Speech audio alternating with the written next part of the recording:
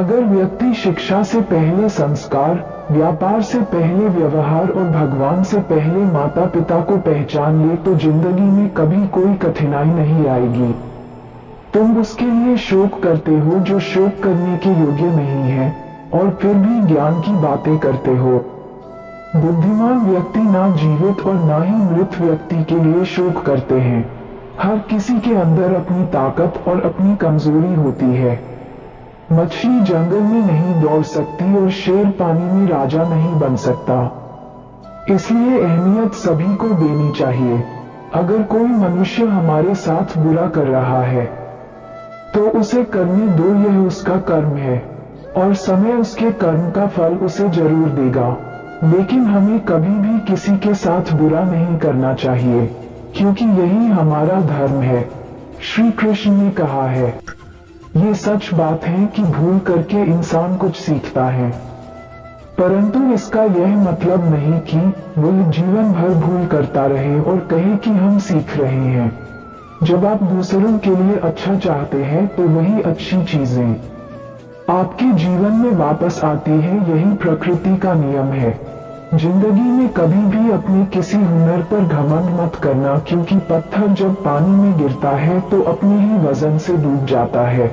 खाली हाथ आए खाली हाथ वापस चले जाओगे। आज तुम्हारा है, कल किसी और का था, परसों किसी और का होगा। तुम जिसे अपना समझकर मगन हो रहे हो, बस यही प्रसन्नता तुम्हारे दुखों का कारण है।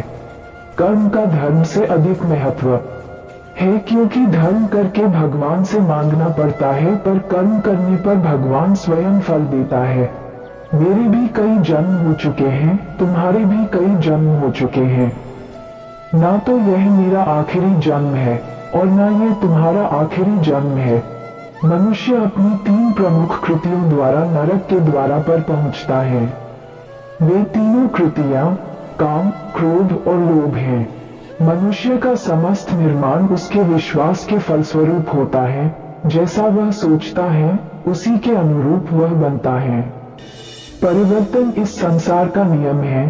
एक नजर में तुम असीम संपत्ति के मालिक बन सकते हो, दूसरी नजर में तुम दरिद्र बन सकते हो।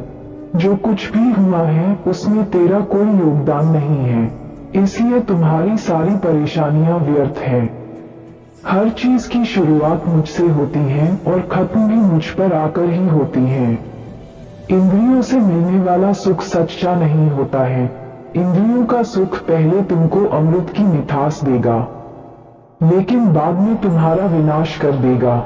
जीवन ना कल में है ना आज में है, जीवन इस पल में है। इस पल का अनुभव ही जीवन है। हम दुनिया से कभी शांति नहीं पा सकते जब तक हम खुद अंदर से शांत ना हो। मनुष्य की इच्छाएं अनंत है, यदि इच्छाएं पूरी नहीं होती तो क्रोध बढ़ता है, और इच्छा पूरी होती है तो लोभ बढ़ता है। इसलिए जीवन की हर स्थिति में धैर्य बनाए रखे तथा इच्छाएं सीमित रखे।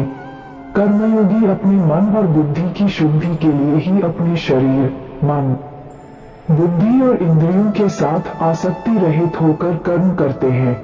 लोग कहते हैं अपनों के आगे झुक जाना चाहिए, किंतु सच बात तो ये है जो अपने होते हैं वह कभी झुकने नहीं देते। गर्मी और ठंड, सुख और दर्द की भावना इंद्रियों के अपनी वस्तुओं के संपर्क के कारण होती है। वे आते हैं और चले जाते हैं चिरकाल तक। आपको उन्हें स्वीकार करना चाहिए। पूरी लगन के साथ अपना कार्य करो, लेकिन उसके फल की इच्छा मत करो, क्योंकि जब आप फल की इच्छा करते हैं तब कहीं न कहीं आप अपने कार्य में पूर्ण रूप से समर्पित नहीं हो पाते।